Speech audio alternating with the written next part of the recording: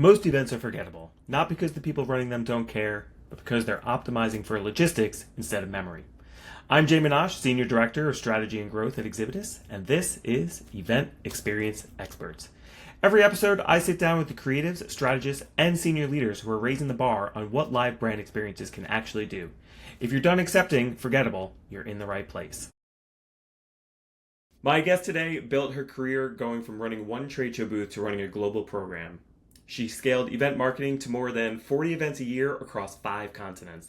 Then, she went into the opposite. She built a flagship event and a full account based marketing engine from zero. Now, at Pixels, she runs Flow, and she writes a newsletter with a mission statement I love: getting event marketers to stop calling themselves party planners and start acting like the strategic leaders they are. Connecting the dots between events and sales to prove events are relationship builders, we all know, and revenue drivers. And that's exactly the conversation we're having today. This is Alexandra Panukina. Thank you so much for joining me. Thank you for such a lovely introduction. Of course, I should say, most important question. Did I pronounce your name right? I was Yeah, it like, was I'm pretty gonna. good. Yeah, you definitely Okay. nailed the Alexandra part. If I didn't get that part, I would have had to stop and just moved on from now. You did great. So obviously you've been doing events for a long time and you've gone like full gamut, big program down to little, little program down up to big. What was the moment you realized that events could do something really better than any other medium? Or more, I should say, not even better, something different than other mediums? I think the biggest realization that, yes, this is a very unique channel, and this is something that, despite a lot of controversy around that, and despite a lot of kind of I don't want to say negativity, but opinions that events don't matter. I decided that no, I want to pursue it. I actually know how to crack it. Was specifically when we shifted from just running events for lead gen, for all of that, but when we actually built a very intentional program in collaboration with the sales team to focus on high-end accounts. And that when it all clicked, like that was that unique value of events, opening up the doors or helping to close the deals with the accounts that just wouldn't do it otherwise and wouldn't rely on and wouldn't trust any other channels, no matter how much money you would be pouring in it. Because I used to work with companies who had what felt like unlimited budgets to put into paid and into other performance channels, but events were still a winning mechanism for a very specific subset of accounts that may not be that large when you think about it, but when you think just in numbers of accounts, but when you look at the revenue and especially at the potential that they can generate year over year, it's massive. And Yeah. events are that entry point for them. Yeah, I always find it interesting when people, talk the negativity of events and say, "Oh, they don't work. It's just it's a money sucker. We're draining budget into it." And then you talk about these paid ads or like these mass marketed advertisements. I'm like, but how do you have any idea that that's working? Because and maybe this is terrible of me as a marketer. It's like I will click your sponsored ad to make you spend that money, and I'm obviously not a buyer. So it's like events have. I mean, yes, there's a lot of waste in events. There's no doubt whether we're talking about sustainability waste or just monetary waste. But yeah, the impact of what an event can do for that relationship, no matter the size of the account, to your point, I just yeah, I think that has changed quite a bit though in recent years, especially post pandemic, the influx of AI, everything. So yeah, no, I think it's very much doing a 180 of where it was before. So Yeah, in your 100%. in your role, you control kind of the whole thing, and I think you probably have to make some trade-offs. Where does that creative tension live in your process? Are you thinking, is it between the vision and the budget? Where does it break down for you? Um, well, what do you mean creative tension? Just to kind of make sure we are on the same page, what exactly do you understand by that? Yeah, so when you're looking at an event, you're putting it together and you're thinking about like whether the theme and the creative there and where you have to like, hey, I have a budget I have to stick to. Like where are you making those decisions? Do you have kind of like a framework of how you make a decision of like this is worth it, this is not? Yeah, so definitely whenever you are looking at creating an experience, there are certain guardrails, and you have a budget, you know that you have a budget. There are certain guardrails that you know in advance, okay, this is what we can do and this is what we can't do.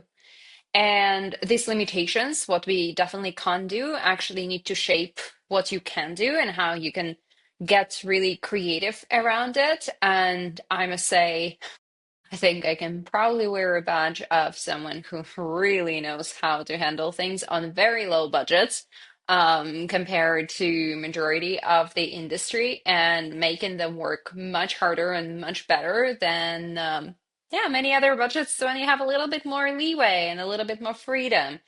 So when it comes to kind of what is the most important, it's always what do we want to get as the main outcome? What it is that matters to us. There are always different ways to get there, and an important thing when you approach it is to approach it with an open mind and not to get stuck with the very specific format. You need to reinvent things. You need to um, almost every year you need to approach it like as a clean slate, especially now. The industry is moving so fast. Your company is 100% developing and evolving, especially if you are in tech, SaaS space, for example.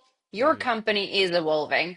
Every 6 months, it's not the same business as it used to be before. So, this long-term strategies, unless you are Salesforce and the likes of it, they hardly work for events anymore. You need to always stay on your toes and you always need to connect with your business strategy and see how that if whatever you're planning still aligns. But then yeah, so that's the why. And then there is the attendee experience. What will impact the attendee experience and want? Because for and I always bring this example up, no one has ever complained to me that they didn't get a water bottle. Since we caught the swag, and I caught the swag for multiple reasons post COVID. First was sustainability, because just the amount of wasted swag and all of these items is insane. Second, it's such an expense. It's a huge expense for the company. And to be honest, to produce something really high quality, most companies actually don't have budgets like that. So you produce mediocre thing that ends up being in the waste and you just do it because everybody does. So like what's the logic there? No, what attendees do appreciate though is good food. I like food. You really need to make sure you nail it. And the venue, that matters, the quality of the venue, the location, the everything, like how you get there, so it's smooth experience, so it's nice, it's comfortable, the food is great, the drinks are plenty and of different options. People actually do remember these details and you can't save money on that. But you know what they don't remember? Where there was a small stage or where there was no stage. And they do remember how good the screen was if they had to really see the details of the slide. So you always think about these things, and if you really need to be creative, let's say, in terms of how you utilize limited budget, that's how you, at least how I approach it, and that's how I think about it. And so far so good. I think we've only been getting better and better feedback from the attendees, and also I think the formats always evolving, and finding interesting venues actually affects the program. So it's just always a new experience for people, and they love coming to these events. They always know there will be something new and interesting and exciting, but it will always be a great experience for them. There are a few things I want to touch on there. First of all, Mhm. you're taking the perspective of like, yeah, let's think about this through the attendee perspective, and when you take it that way, and have you read the book Unreasonable Hospitality? Yes. Uh, that change, I wouldn't, maybe it didn't completely change my perspective, but it's just the way you think about things. It's like, is this really elevating the experience the attendee is having? And then also on the swag, and I'll quote Liz Latham, stuff we all get, that 98% of it, and I would say that is a guaranteed fact, 98% of it goes in the trash, and it's usually low quality. So it's like, that is such an easy trade-off. What I'll say I was most impressed with, the thing you said, was starting with a clean slate every year. Because how often do you hear where it's like, well, we always did it this way? And the fact that you year over year are starting clean slate, and I'm sure there are some things obviously that repeat themselves, but it's like to even have that mindset going into event planning, whether it's the creative or the budget or like any aspect of it, it's like it's just such a unique look at it. And I think that's honestly probably a big reason why you've been so successful in getting the results you're getting with these events. Yeah. I also think it's kind of hard to approach it with that mindset. And I know that I sort of broke through the boundary of getting emotionally attached to the events that we create. I used to have it, but I don't anymore. I'm actually ready to, okay, if it's not working for the business anymore, that's fine. We will rewrite it. We'll do something different. So I'm not getting so hung up on, oh, but it was so good, but we've always done that. Oh, that was such a beautiful time, but I know that is it is a thing, and this is Mhm. one of the reasons sometimes um, event marketers, for example, try to cover up things with, metrics that don't really matter, just because you try to paint a nice picture for the events that everybody loves and you kind of want to keep on your program.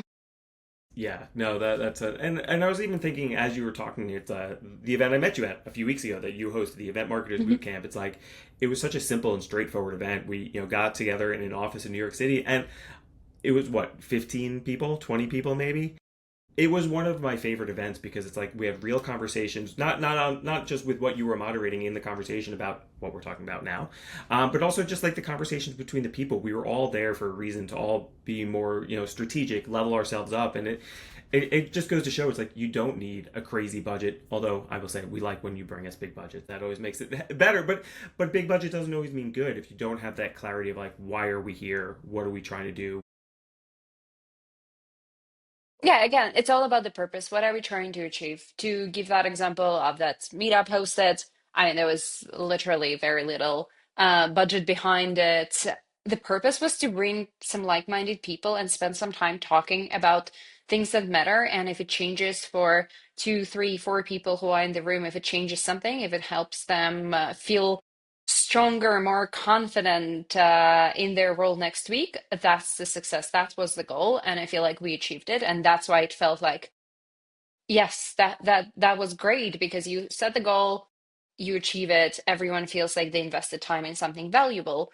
And Mhm. regardless of the budgets that you put behind your event, this is the most important thing to be very clear about what your event is going to deliver. And we all know that for the company, it needs to deliver business outcomes and pipeline and revenue and all that. So, yeah, you need to be very clear on what it delivers for the company. But if you want your people, attendees, to actually enjoy it and keep coming back and then deliver the revenue, you need to be clear on what you're delivering for them. What are they going to get? And you must deliver on that promise because the amount of times paradise is being promised, but then you end up with, water bottle, mediocre food, and feeling like you spent a day, but maybe, could have done something else is way too much, and that's hurting in general events industry. Yeah, it's that in the U.S. it's like most of the events. It's like I'm traveling at least a third of the way across the country to get to them. It's not like I don't go to a lot of events in New York specifically. And in that room, there was one person, and I won't name the name, but it's like I could feel not only a sense of relief from her hearing the conversation from other people. It's like, oh, I'm not the only one that deals with this stuff, but also I saw her like confidence building at the same time. It's like, oh wow, I really maybe I'm better at this than I think I am. And I think that moment happens for all of us in our careers. For me, I can actually like pinpoint the exact moment where I'm like, oh, I am actually good at this. This couldn't have been luck for 17 years that I know what I'm doing. And it's like everybody needs that moment. And I think in that room and with that, your goal of that meeting, it's like it was very clear. I could see the sparks in people's eyes like, I got this. And I've talked to a couple of people since then about not just the event, but like, where are they going? Like, what am I doing? What is it like on your side, on the agency side of things, which I always am like, if you're on the brand side, just stay there, please. I said pretty All right. much the same thing. Just go brand Yeah. side. Oh, Sorry to Brent. all agencies. No, listen, I've been on the agency side my whole career, and I'm married to an event producer on the brand side her whole career. She did a very short stint on the agency side, and she's like, this churn and burn of like, I need to do 800 things at the same time. And she is a very thoughtful, thorough, detail oriented. I'm like, she wants the big giant thing, not the I'm planning 17 dinners and I have 18 offsite events and I have one big user conference. So, yes, if you're up for constant motion, join us. Not to say that's not the same on the brand side, but all right. What would you say? So obviously you've produced quite a few events over the years. What would you say is the difference between an event that gets talked about in the room and one that gets talked about 6 months later? Not only just from an attendee perspective, but also from the business side.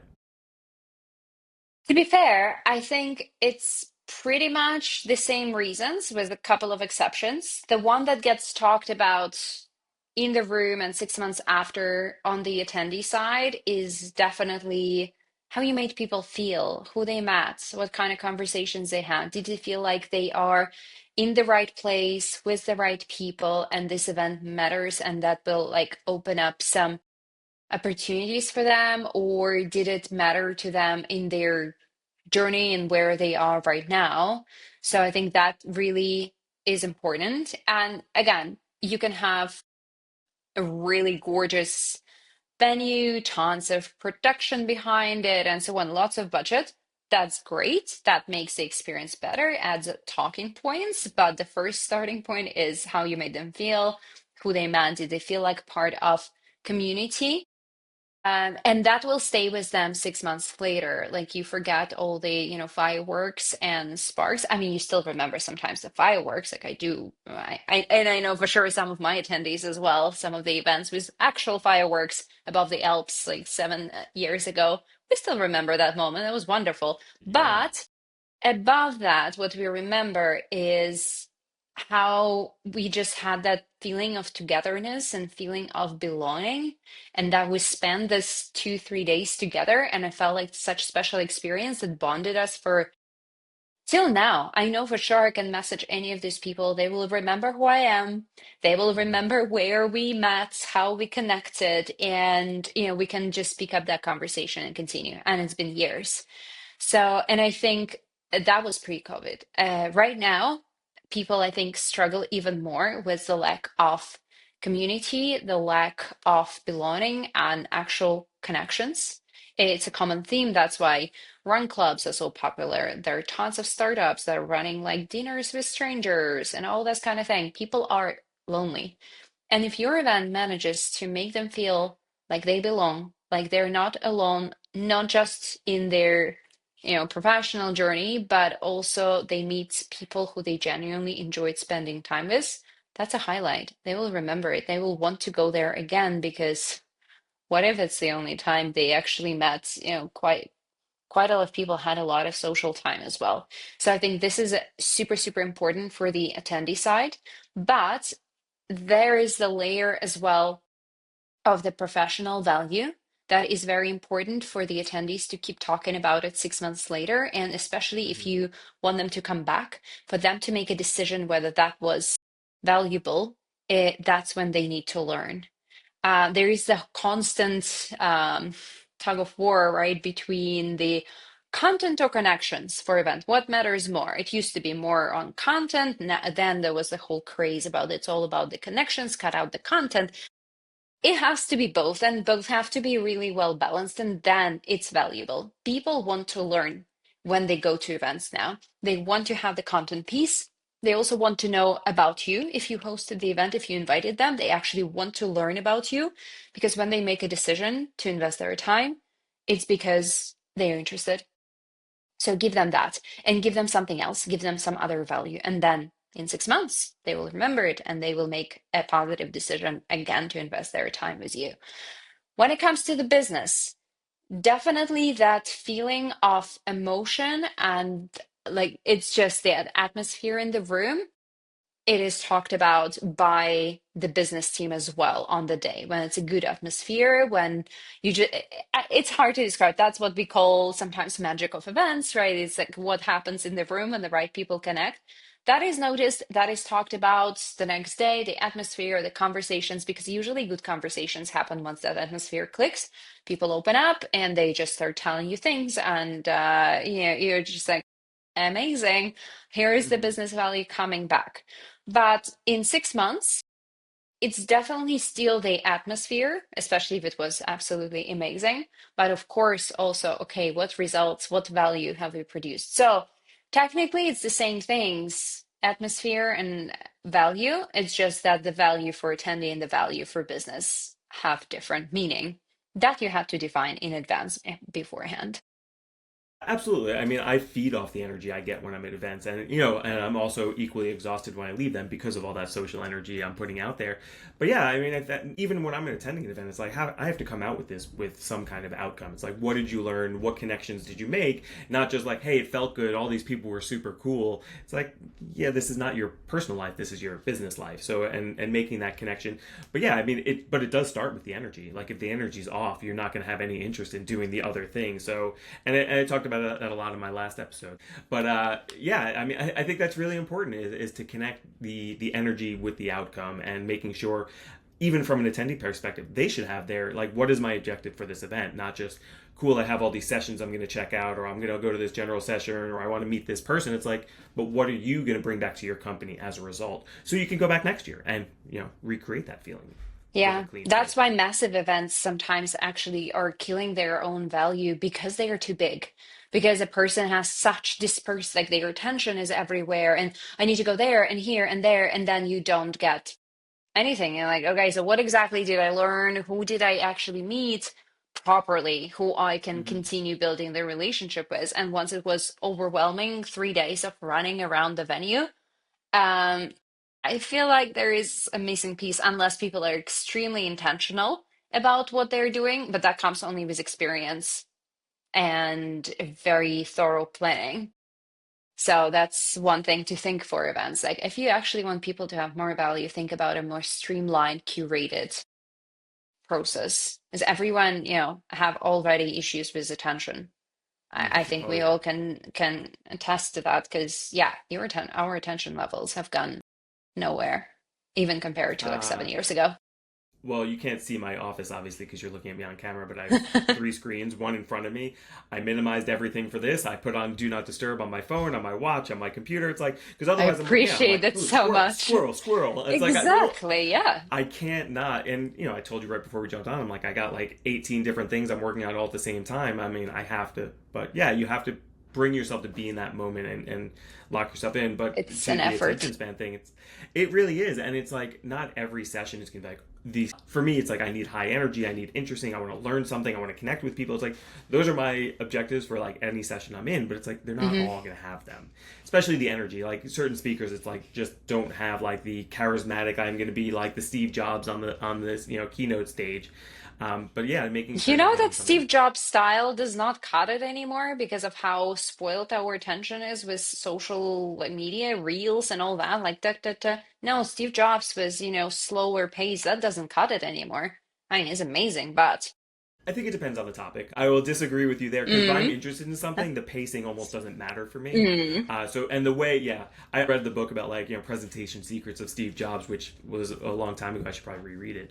But yeah, he also like sat there and worked on it for hours, not even hours, like days. He would rehearse and rehearse and rehearse, and it's like, but yeah, you're definitely right. I mean, the Steve Jobs way is for most people wouldn't work, but if it's a I guess interesting enough topic, hopefully you can still connect with people there. Yeah, yeah, I've been doing that observation specifically on that, like a speaking presentation and the manner, what keeps attention. And once, even very well rehearsed, but you can clearly see it's way too rehearsed, too many pauses, too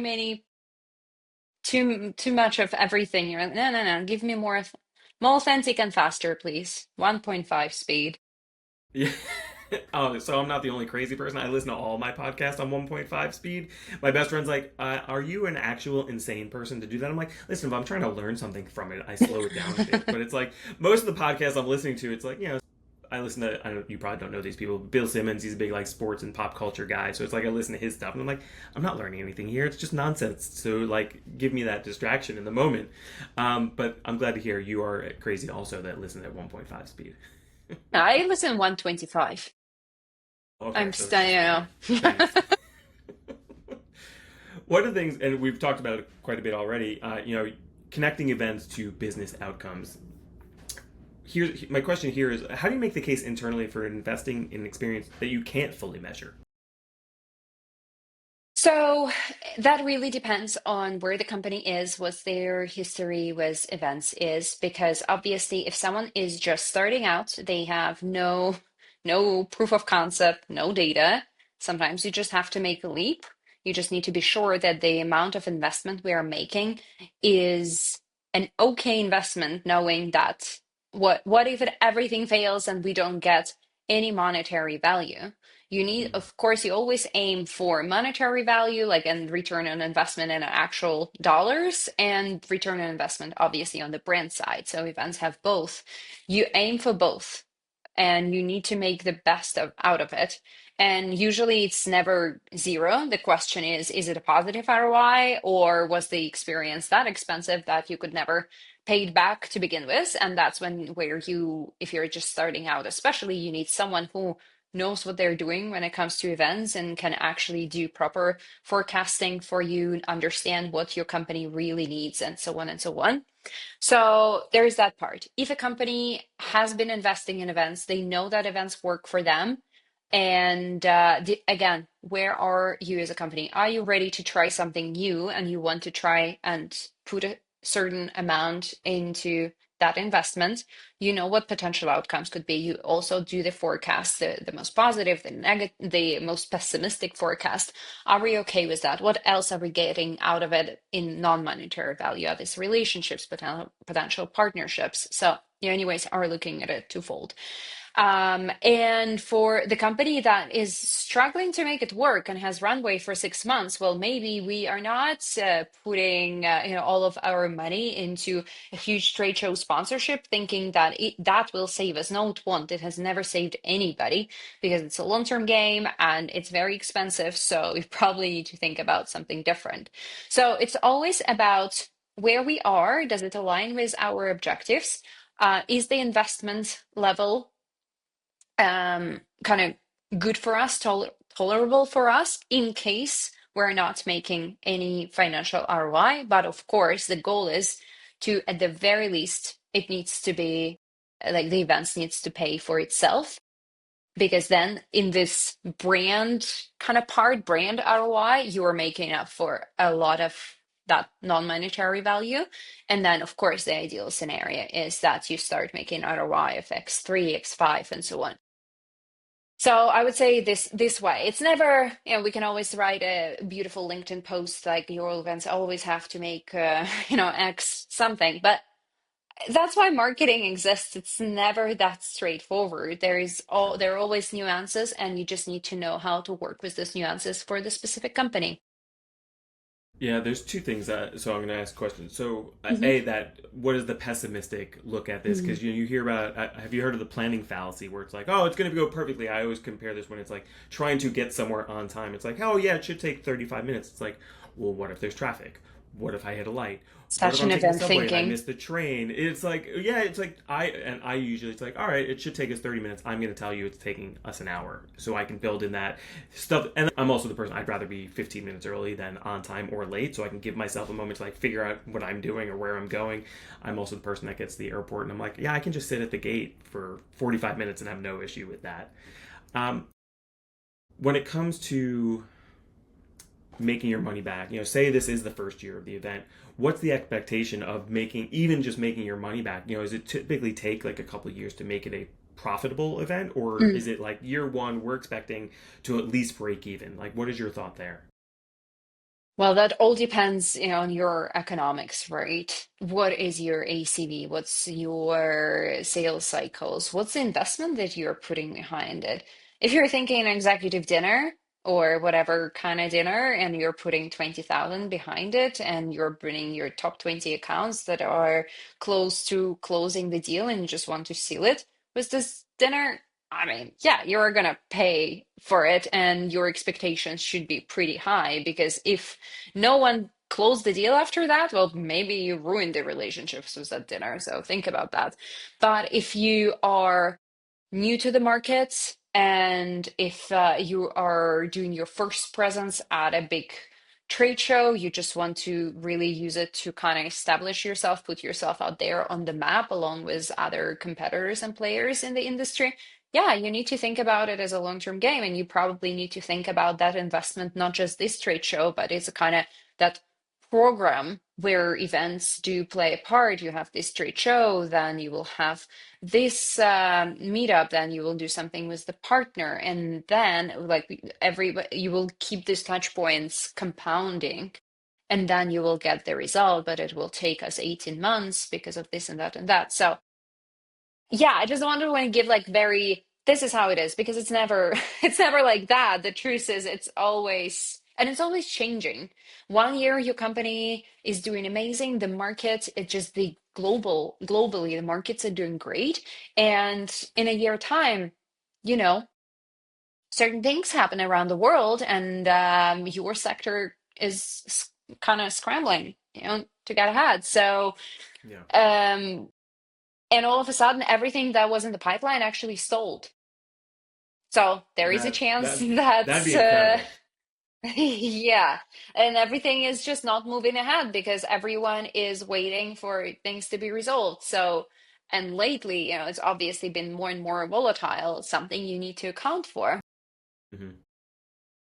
Yeah, no, I think that it makes a lot of sense to have that the wider perspective. Don't think about this one event in a Hmm. vacuum. It's like, what are we trying to do over 3 years, 18 months? What's the rest of the program? Well, How are three we talking years about is all too of it? far now.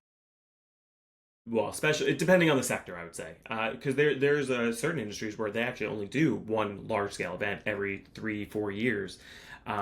But yeah, in the tech space, yes, it's like, what are we doing in Yeah, 6 months from now? yeah, It's like great. even 6 months, it's like, what are we doing next week? Do we have the funding to keep going?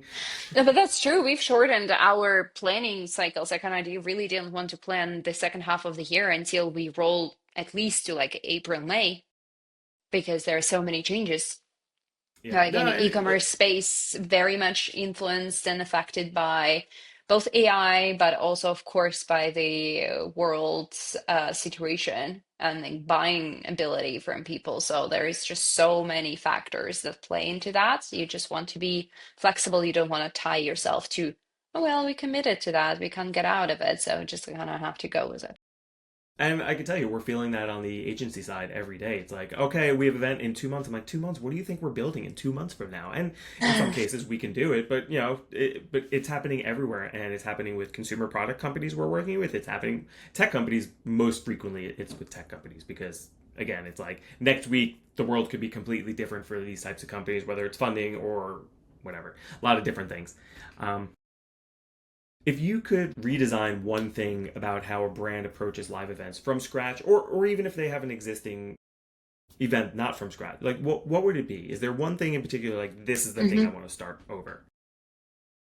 Well, the one thing, and I know many companies have already shifted from that, which is a great thing, but I still think there a lot of companies, especially outside of tech, maybe still think about it, that events are kind of that perfect lead gen machine. No, they're not. So this is the one thing for me, really, let's not look at events as lead gen, or it used to be like, let's invite people to our event, and that would be our first touch point. I actually think this is changing as well, and people need to have certain level of some sort of connection, some sort of familiarity with your brand to actually agree to invest their time in events. So that is changing as well. So really how you think about where event fits in that customer journey. That's why a lot of trade shows fail, for example, for companies. You scan this 500,000 leads, nothing comes out of it because they never knew you. You scan them almost against their will because you were like very pushy, and they're like, all right, well, I'll never reply to you. So, I see that more and more from the companies who, of course, can afford that. Is your trade show, is your touch point with your existing customers, with people who already know it. The more your brand becomes known, then people are like, oh, that's a great way to see that brand in person because we've heard about them so much, seen them on LinkedIn, seen them in action. So it fits in a very different place versus the cold audience that doesn't know. It's not an entry point for sure. And then there is a second thing, if I may add, to this, Yeah. that I would love to see more companies think about it, more people to think about events differently.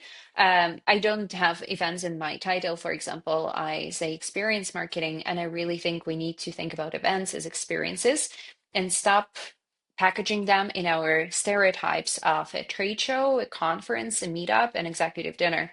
We and then everyone thinks about, oh, we need to run an event and defaults to one of these four, uh, and that's it.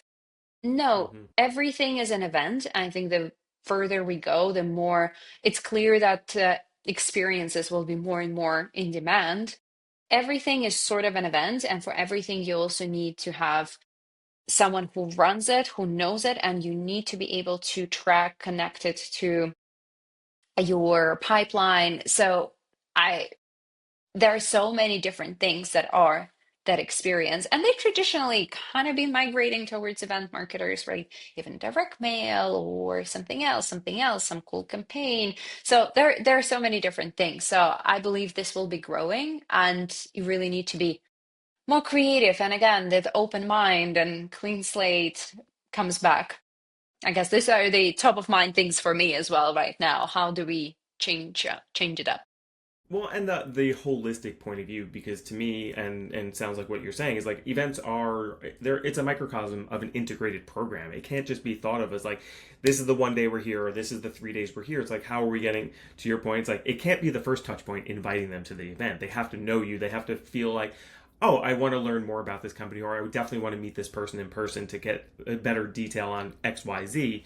And yeah, I think thinking about it holistically is it's becoming you're hearing about it more and more on places like LinkedIn, seeing it more in practice. We're getting more opportunities where it's like exactly to your point about the experience. It's like, hey, cool, we have a structure in place for the event, for the trade show, whatever it is. What is the activation? How are we engaging people? What is the story we're telling? And that it makes me so happy to hear because it's like, oh my god, finally, it's not a checklist of like, hey, we need a reception desk and we need a meeting room and we need this demo station. It's like, we always need those things, but why are they coming and what are you doing with them when they're there? Not just like, hey, let me throw this PowerPoint demo up on a screen. It's like I can do that on the computer now. We don't need to do this at an event. And that holistic thinking is really that's the biggest change I want to see personally, or am seeing. All right, my last question. You've been doing this for a minute. You obviously have a good amount of experience in the event world.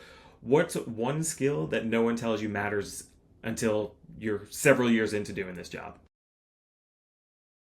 Well, the one skill, remember the question that you sent me had a stronger a stronger angle to it. You said that until it was too late.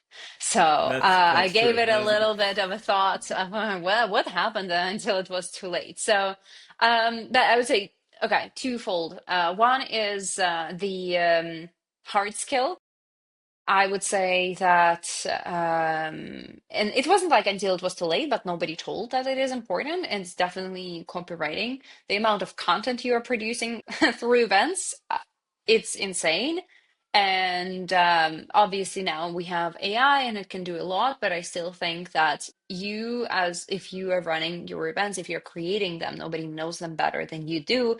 And you're the one who is able to create that voice for your event, or you need to have someone who can do it, who will work with you. So I know for sure for me, copywriting and like really um leveling up in that area, and also in general like understanding content and how content works, that's been very very beneficial.